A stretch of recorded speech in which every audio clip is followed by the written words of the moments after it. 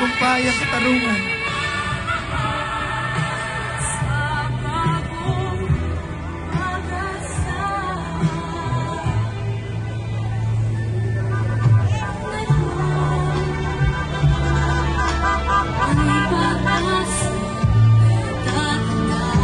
Sistema po ang kailangan nating palitan.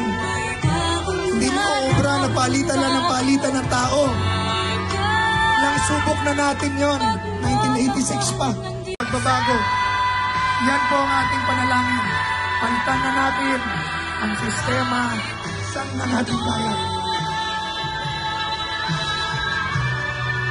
Pilipino, opisyal, ordinaryo, hindi sa sundalo.